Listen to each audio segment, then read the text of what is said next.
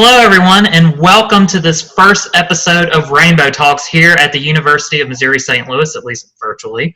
I'm your host, Harry Hawkins, the LGBTQ plus coordinator here at UMSL. I also want to take a moment to point out our executive producer, Kevin Nahr, who is joining us on the call as well. He has a really good talent. He doesn't move.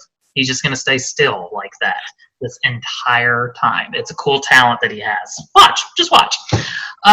So this, as I said, is the first episode of Rainbow Talks. It is something that our office is doing as a way to really connect folks to the local LGBTQ and ally advocates in St. Louis. I think we have some really, really great people in this city who are doing great work for the LGBTQ community, and I want to take the opportunity to highlight them and just bring them to your attention. So for episode one, I didn't have to go very far. I just stayed right here on campus. And so our first guest in this first episode of Rainbow Talks is Elizabeth Eikmann, the Interim Coordinator at the Office of Sexuality and Gender Studies. Hello, Elizabeth. Hi, I'm so excited to be here.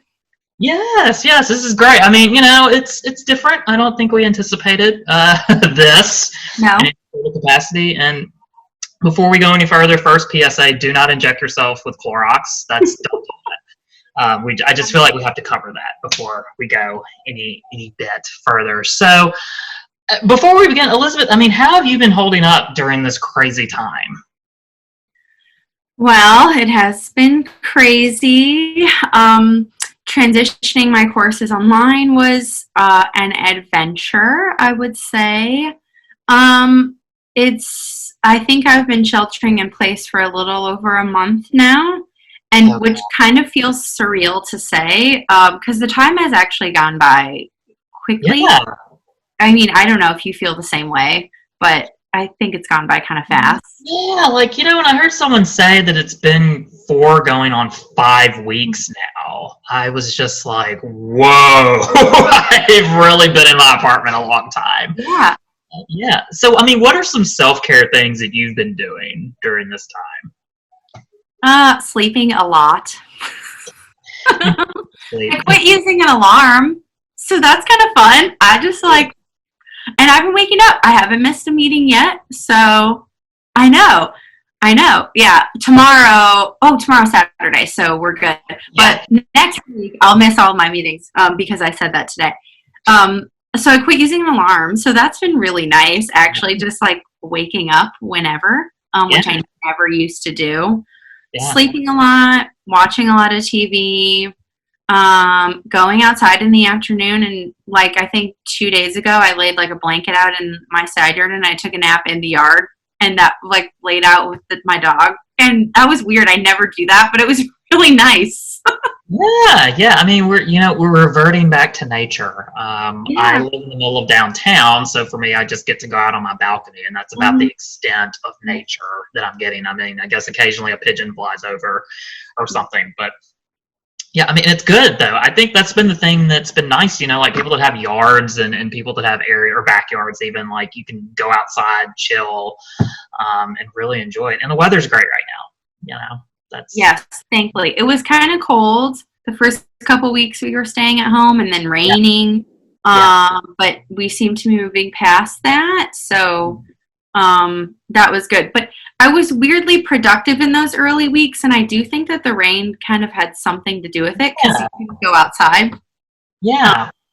So I don't know. The sunshine came out at the perfect time. Yes, I think that's been the thing too with the weather. I think people have been staying inside. They've been obeying the rules for the most part, when things are rainy and things. But now with it being sunny and beautiful, everyone wants to get outside, and that's sort of if you can go outside, that's a good thing. But some of us, we have to maintain our distance and wear a mask when you go out there. But yeah, that's always been a good thing. So Elizabeth, to kind of get this started, can you tell us, just for those who may not know you, tell a little bit about yourself, where you were born, where you were raised? I'm not going to ask the usual St. Louis question of where you went to high school, but yeah, just tell I'll find that myself. Yeah, that one just throws me off. I've had people ask that to me, and I just go, wait, what? But yeah, so just tell us a little bit about yourself. Yeah. So I was born and raised in St. Louis, so the high school question is very relevant to me and my life. I grew up in the suburbs and in St. Charles. Both of my parents are from here. My mom grew up in the city. My dad grew up in North County. And then when they got married, moved like everybody else out to St. Charles. And so I grew up there. And when I graduated, I went to undergrad at UMSL. Woo! Yeah, woohoo! And then stayed in St. Louis and went to graduate school where I am right now, still at St. Louis University. So St. Louis and through, never left, don't ever want to leave. I have to leave the city kicking and screaming, I think. So, yeah. Gotcha. Okay, so I think I have a fun question for later, but I'll hold on to that for now. So, Okay. what were your first memories of the LGBTQ community? I think probably they weren't until like college, really, when I like started going out and I met some friends at UMSL and started, doing the like bar scene and things like that. Yeah, I know. Which Going is to the Grove. Yeah. Going to the Grove, doing the house party thing. Yeah.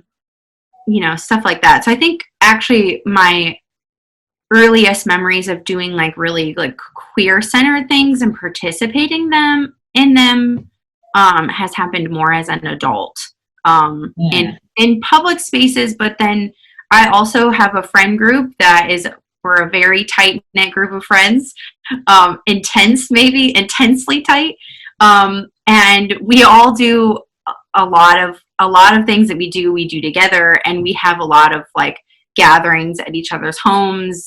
So it isn't always about going out and finding, community in public spaces, but, kind of sticking together and doing things together that way. So that's cool and fun and super valuable, I think.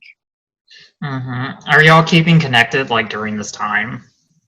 Yeah, we are. It's really tough. I don't think we have ever gone this long without seeing each other.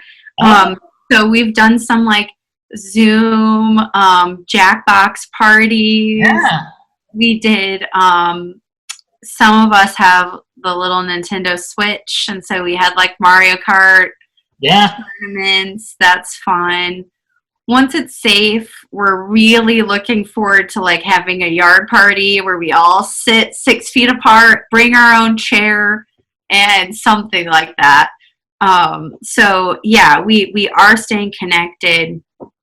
It's weird, and it's been tough, but one of our good friends is a nurse, and so it's been really good for all of us to stay like in constant contact to be able to support her too, given how sort of at the heart of the storm she is. So, and some of us have I'm fortunate enough to have kept my employment, but I have a couple of our friends who have lost employment, so it's been really good to always have that to fall back on in our community and be serious and talk about serious stuff, but also like share TikToks and memes and like, whatever. So same old, so much has changed, but some things always stay the same. You have a TikTok profile now? Have you like set up a TikTok? Okay, so I there's a story. So last fall, I had the flu and was sick and very bored. So I downloaded TikTok and I stayed on it. I was on it for like 6 hours without stopping. I looked up and I was like, oh my God, what time? So I deleted it immediately. I was like, I can't do this. And so I only see TikToks when other people share them with me because I learned I have no self-control with that. And I actually like 2 days ago started looking at it again, and it was like an hour. And those videos are like, it's like Vine, so the videos are exactly, so you can watch a million videos in an hour. So I don't have an account. I don't make them. I just watch them as they're shared with me because I can't be trusted to look at that on my own. Okay. I've seen the bingo cards that people have been doing of all the different things that while they've been, in self-isolation at this time. And like, one of them has created a TikTok account. I'm like, I haven't done that. I haven't done that. I haven't done that one. The rest of them on there, but yes, I have done. But that one, no. I just say I'm old. I drew a line. I think like the last thing that I was just like, I can't do this, that was a fad, was Snapchat. And I just, after that, I'm done. So TikTok, I'm too old. I can't get into it. It is like Vine though, at least from what I've seen. Yeah. Some of the videos can be a little bit longer, but the thing is I appreciate it because the kids that are on there are some of the most creative and hilarious. So it is great. The creativity is top notch. The jokes are top notch. But I just get too sucked in. I'm also probably too old to be looking at it, but oh well. I don't care. Nah, there's no age limit to TikTok, So one thing I think a little bit we touched on, like talking about your early experiences with the LGBTQ community and of course keeping in touch with your friends right now. So like what were your experiences with coming out, particularly like in this area? Yeah. So I came out relatively young. I was 15 years old. I was in high school and I didn't really have a lot of friends that identified with the queer community. In my high school, there were people that were out, but I wasn't friends with any of them. And I think it was very unlike how it is maybe like high school today, which seems like would have been a little bit better than maybe it was in terms of like visibility and like more people coming out at a younger age. But I was seeing someone in high school and came out to my parents, and they weren't like unsupportive, but they weren't exactly supportive. So it took time to come around. Like I'm sure with many, that's not like an original story. And it wasn't really until like I went to college and moved out of my parents' house that like, conversations about who I was dating and stuff was something that was like came up, Yeah. So I've always been a very independent. And so a lot of things, I butted heads with my parents constantly in high school. I just wanted to like, I'm sure this surprises you. Just a little bit. I wanted to like be my own person and do my own thing. So once I moved out and got my own apartment, my relationship with them changed because we just like became friends instead of them trying to parent me. They just, it was over. They needed to quit doing that. So I, met some friends in college and stayed in touch with some friends from high school. And actually the group of friends that I'm like friends with now, I didn't go to college with any of them. A lot of them went to college together, but I went to high school with one of my friends and, kind of like got merged into the group that way. So I would say in terms of like, coming out, it was sort of isolating in that like I didn't really have that sense of community because none of my friends were, and I didn't really go to a school where that was a thing. So really like getting community and becoming more enmeshed with like, queer culture, I guess, was something that came like later in my life. And people find it at different times. Yeah. Really find that sense of community at times. And I think students, particularly like who were in high school or even college now, like the ones we see on a daily basis, sometimes that's always like a bit of tension as they're like, I'm trying to find my space or I'm trying to find my niche. And, I just tell them, I'm like, some people just takes time. And I'm like, you're going to move in and out of different spaces. really throughout your life. And I think there are some people, I remember I went to grad school with someone and she said there are people that are here for a reason and there are people that are here for a season. And that has like stuck with me for the longest time. But in a way, it kind of weaves in there. So like when we're talking about the St. Louis LGBTQ community, what do you think are like the standout, like the strengths of the community here? And then what are like some particular areas, like some fault lines or things that are not the best, we could say? Yeah. Some strengths, I guess I would say, if you're into like bar culture, like although there aren't a lot of places to go to, there are places, it's dwindling. But at least we have that. I mean, considering where we are, we're in Missouri, you know, so I would say that's a strength. I would say that like our community resources, which of course we can always invest more into, but I think the resources that we do have and community organizations centered on various queer people are so amazing. The people that work for those organizations are so selfless. So I think that's a real strength that that in St. Louis, you're not alone. You know, like there are people here and organizations dedicated to specifically providing you with resources, whatever that might be. So I think that's really awesome. I would say some weaknesses are that the community seems to be really siloed and almost sort of like maybe difficult to find.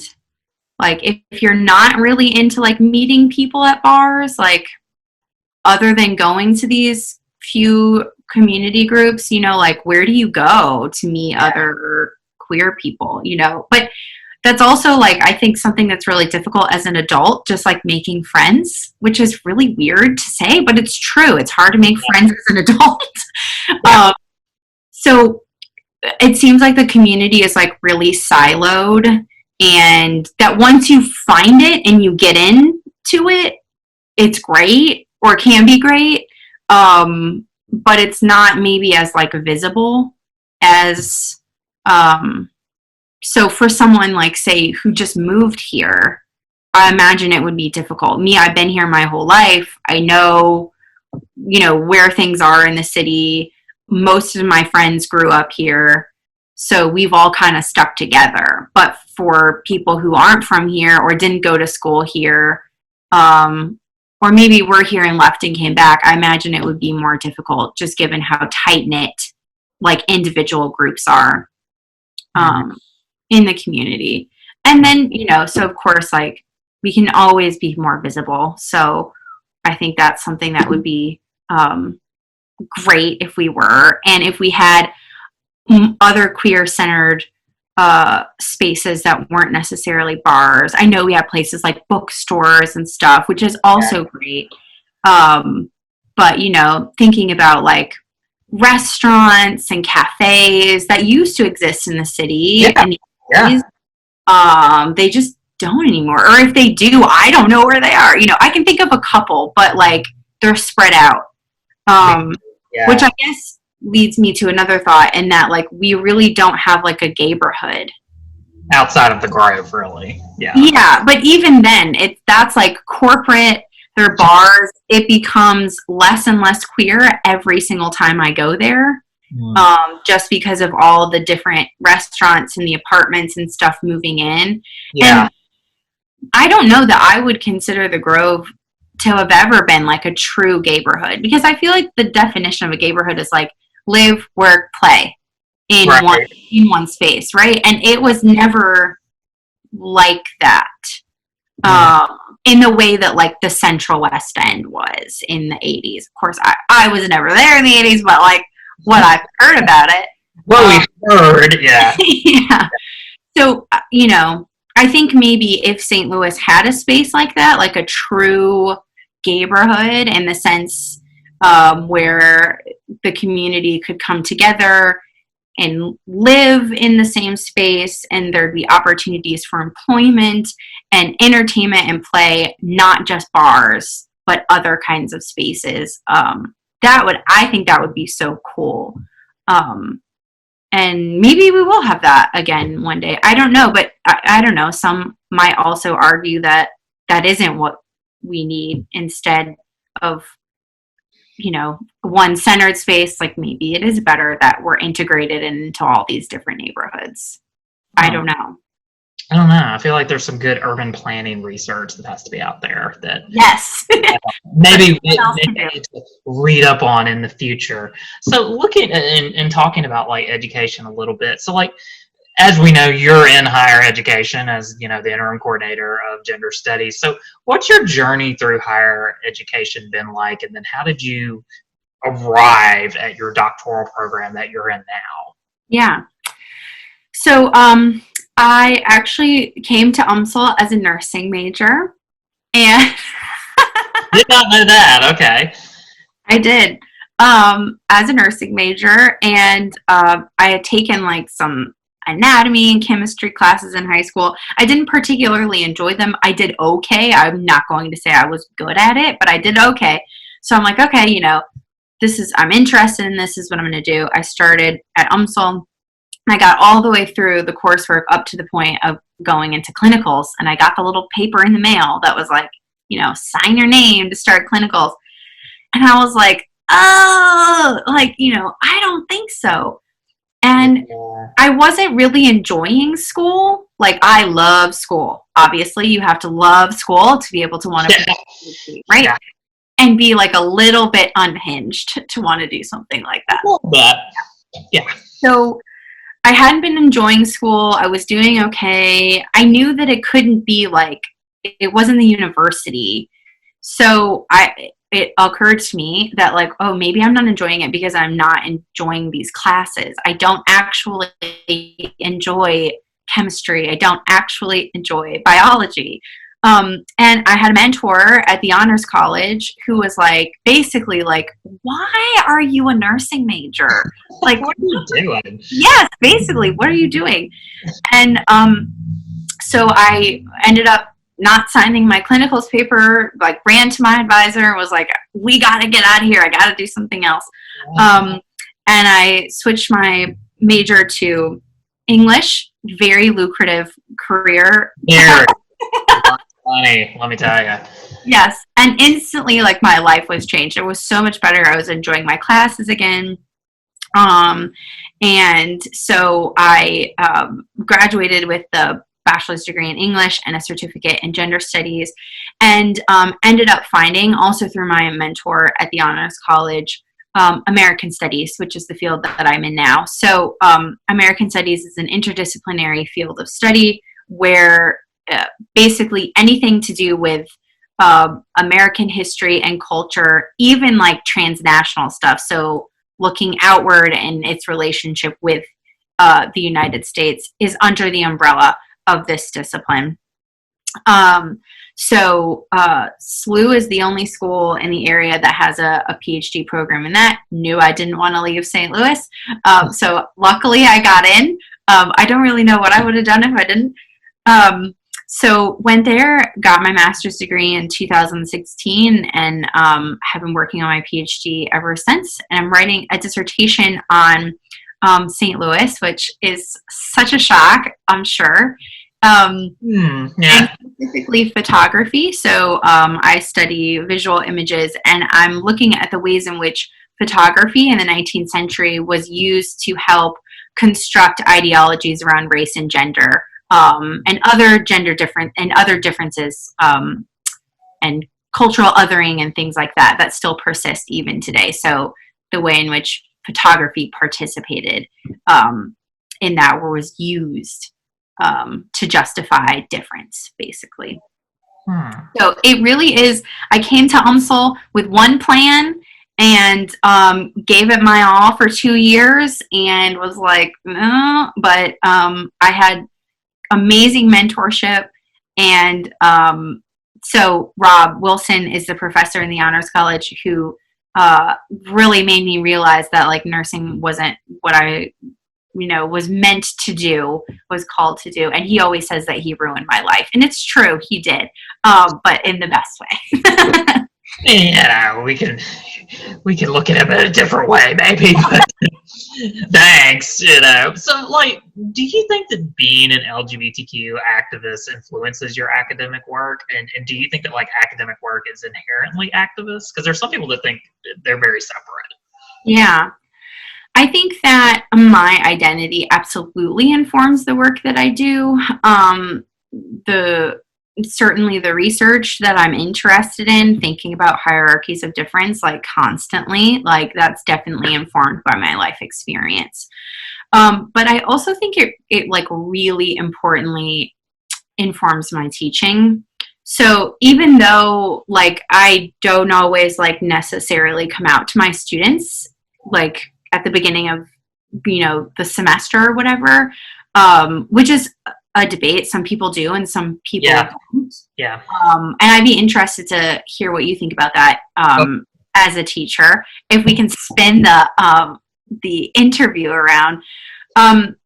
So even though I might not like allow it to inform my teaching in a way that's obvious to my students, it definitely does in the kind of like information I'm presenting, in the way that I approach like interdisciplinary like teaching and assignments, and just being really mindful of the fact that like even though I have experience as a queer person, I don't have experience as like say a queer person of color. So being really careful about like allowing material and other authors and speakers to speak for themselves. So it allows me to sort of, or challenges me, I guess to say, to position myself uniquely as like an authority figure in the classroom.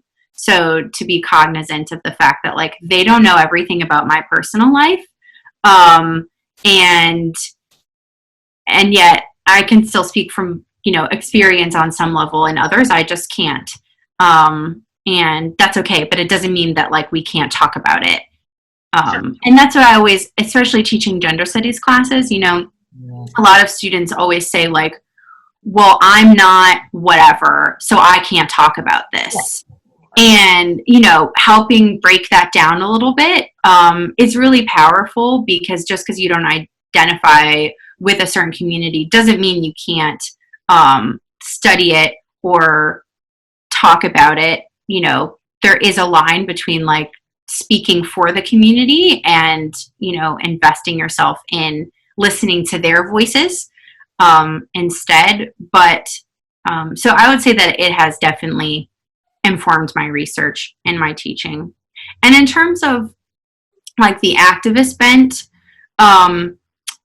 academia has for forever been criticized for being so in the clouds and theoretical and not usefully finding a way for how to translate that research into like real world change, or how to make that practically useful. So that is one thing that at least I try to do in my teaching, is like, okay, hey, we're going to study this thing, but like, here's an example of a group or a person who is doing this work practically to make it tangible. Because otherwise, why are we talking about it? Why are we doing it? So I would say that there is a difference between like academic research and activism, but can and should academic research be translated or be written in a way and made accessible for like use in on the ground struggles? Absolutely. Yeah, and I think, going back a little bit to like in the classroom and the question that you posed to me, it always, like when I get asked about this, I think it's very different for our faculty and staff who identify as LGBTQ. It goes into that social identity and where that ranks on your scale. And so I always say, for me, being an LGBTQ coordinator and doing this work and have done this work for now 12 years, I am very much gay on display. That's just a big part of me, is talking about my sexual orientation and my lived experiences. But that's not always the case for everyone that's LGBTQ, and not everyone that's LGBTQ is going to be, on display. It may not be a big part of their life. And so there are just some of us out here who this is a big part of it, and we like teaching others and helping others learn a little bit more about our community. And so does it come up in the classroom with me? Yes, in some sort of way. It does. I don't walk into class with this big T-shirt on that says, "Hello, your professor's gay." It just doesn't happen like that.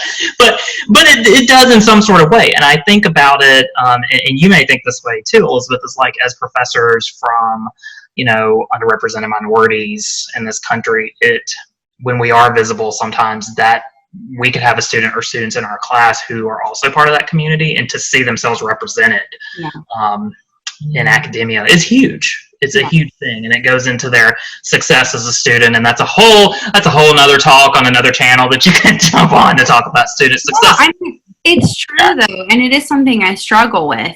So it's like, to one end, I struggle with like wanting to maintain a boundary between like professor and student. Although I try very hard to decenter authority in the classroom, I also have to maintain some sense of authority.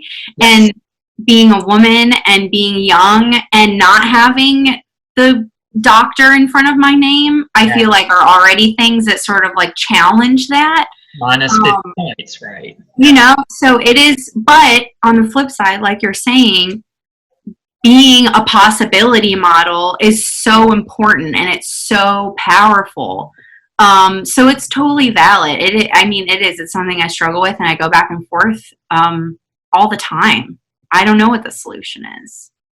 And so, and we were talking a little bit about gender studies. So like over the past year, sort of switching gears a little bit, you have served as the interim coordinator for gender studies. So can you tell us, those who may be watching this episode, a little bit more about the gender studies program at UMSL? Yeah, the Gender Studies program at UMSL is an interdisciplinary course of study that complements your major. So we offer a certificate and a minor for undergraduate students, and a certificate for graduate students. And it's designed to offer a way to sort of complement your major course of study with interdisciplinary courses and research in issues related to gender studies.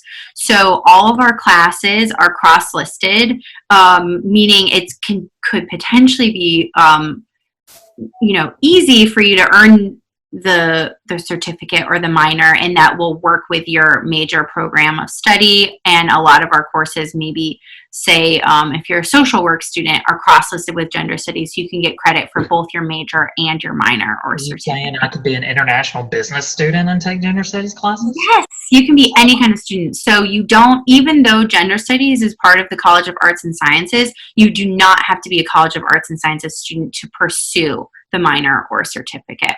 We have great programs that we offer throughout the year that are centered on academics and research, but also some more self-care centered things. We work a lot with Harry and LGBTQ Life and Prism. So we have a space, which is cool, up in Lucas 494. Once we get back to campus, come visit us. A great lounge where anybody can hang out. And then Prism actually has a space that's connected, that's just for students, which is awesome. We have specific scholarships available to gender studies students. So we have a lot to offer. And if you're interested, even just like a little bit, in issues related to anything under the umbrella of gender studies, so that could be race, class, age, ability, sexuality, come find us, and I'm going to make it work. And so that you can get the minor or certificate and complement whatever it is you want to do after after undergrad, whether it's go into something practical like counseling or social work field, or go to graduate school and in history or whatever it might be. Yeah, and I think if folks were listening, PRISM is the LGBTQ student organization at the University of Missouri St. Louis. So one question I think I have, like Elizabeth, for students who are potentially thinking about gender studies, it's a great program. I think everyone should have to do it. That's just my opinion, because you learn so much about society. If a student's coming in, what do you think the future of gender studies scholarship is, and how do you think it's going to continue to evolve? Yeah. So some would disagree with me on this point, but that's okay. I truly think the future of academia in general is interdisciplinary scholarship. More and more disciplines are encouraging interdisciplinary approaches to research, to teaching. And the truth is that gender studies has been doing this since the 70s. This is interdisciplinary work is what gender studies scholarship does. So I think we are the future, and these issues are the future. And because other disciplines are finally catching on and realizing the value in interdisciplinary approaches, which doesn't, I don't think, devalue strict disciplinary approaches. It's just a different approach to research and to practice, right? So we know that activism is only successful, and it is only as what's the word? Not just successful, but in order for activism to be its best, I guess, it has to be intersectional. So interdisciplinarity is a way to practice intersectional research. So I think that fields like gender studies that are founded on interdisciplinary approaches to research, teaching, and activism can only thrive, because that's the direction of academia that I see it heading towards. Yeah, no, and it makes sense. I think it makes sense that we're in so many ways a much more connected world, and to see how things are connected. We're breaking down those barriers, day by day, as they say. So and we don't exist in silos in social worlds, right? We have to look at them as a matrix, as a giant web, because that's how they exist in our real world spaces. Yeah, no, things are just not in their little boxes, so to speak. We're in our little boxes right now, known as our domiciles, because we're socially distancing, but that is the only time that really happens in this sort of... We're completely contradicting ourselves with how it is always set up. That's okay. It's all right. It's all right. It's it's a strange time. So finally, Elizabeth, what advice can you impart to LGBTQ students? I mean, what do you think students can do to really thrive personally and professionally as out individuals? Yeah, I think getting involved with groups like PRISM on campus, attending and getting involved with events that come out of gender studies and programs that Harry puts on as LGBTQ plus coordinator, because when you get involved with those events, you also find community and you get involved with other students, but you also get connected to other faculty and staff who are out and can offer mentorship and professional advice. And, community building has been essential for groups like people who identify with the queer community. And so practicing that as a professional is also extremely valuable. And at UMSL, one thing actually that Harry and I have been working on, or we're trying to get started, is an LGBTQ plus alumni network. So we're thinking not only about how we can get students and faculty and staff connected and forming those community bonds, but also how we can maintain them even after our students have graduated. Because again, those professional networks are so valuable. But the first step is just getting involved. So coming to that event, volunteering at something, stopping by the office. So getting involved, I think, is number one. And challenge yourself to do something that maybe is slightly out of your comfort zone, because you might not know that you love to do something until you try it, or are interested in studying something until you take a class on it. That's good life advice. And so just one like addendum to that question. So what if someone's maybe like not a student in our orbit at UMSL? So let's just say someone LGBTQ out there right now, what's a good piece of advice you can give them professionally? Oh, a good advice to give them professionally. Yeah. I would say to a lot of at least like corporate groups and companies have started or are in the process of starting like LGBTQ plus networks within. So looking and finding to see if that exists. Maybe even turning back to your alma mater and seeing if they have an alumni network. Maybe they have happy hours or something like that, because those are great opportunities for professional networking. So again, I think the advice would be similar, although in just terms of like seeking community, whether it's within your own professional network or one from university or something like that. Because it's all about knowing people, right? That's right. That's right. The connections out there. So as I said, I have a fun question. I call it the unscripted question. The one. Oh no. Yes, we're going to throw out there, and I think this one is going to be good for you since you are a lifelong St. Louisan? Is that? Yes. Yes, okay, good. I did not mess that up. Trying to think how to formulate this question. Of all of the foods that St. Louis is known for, there are some pretty, if you're watching this and you're outside of St. Louis has some very unique food traditions and food culture. So, Elizabeth, of all of those that you can think of, which one is really overrated? Ooh, overrated food tradition? Yeah, one of them. You can pick one. Which of the St. Louis food traditions you would say is totally overrated?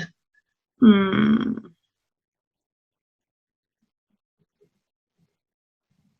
don't know. I can only think of the ones that I like, right? Like taking a critical look, which one? Yeah. Is a little overrated.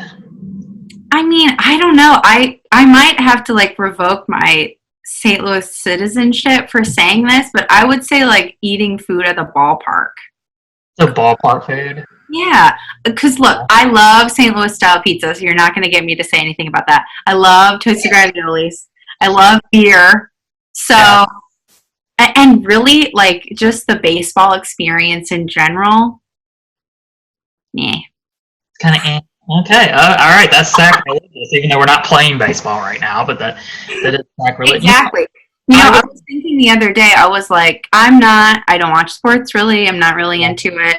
And it just occurred to me the other day that like none of it was happening. And I did feel bad for everyone who's really invested in that. Thank you. It's tough. I'll think of you specifically next time then. Thank you. Well, for those of you who may be watching, of course, this will be recorded at a certain point, so it might be late, or you'll find out as the golf is coming back. Golf will be one of the first ones to come back. They just will not have people on the courses. I think a lot of the golfers are probably going to like that. But, you know, I was going to say, Elizabeth, to answer the question or to give you like a primer, I was going to say the pork steak sandwiches. Oh, yeah. Not a fan of those. Sorry, St. Louis. I can't.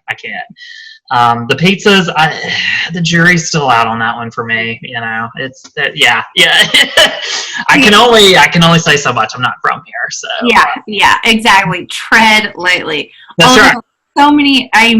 Even so many St. Louisans would disagree, and that's fine. I love it. I love it. That's what makes us so unique. You know, we all disagree, but we still love each other. So. There you go. Well, once again, this has been Elizabeth Eichmann, the interim coordinator for the Office of Sexuality and Gender Studies at the University of Missouri St. Louis. Thank you for joining us today, Elizabeth, taking time out of your shelter-in-place schedule. And folks, this has been episode 1 of Rainbow Talks here at the University of Missouri St. Louis. I am your host, Harry Hawkins. Join us for episode 2. It'll be coming to you live. Be on the lookout. In the meantime, stay safe, stay classy. Talk to you later.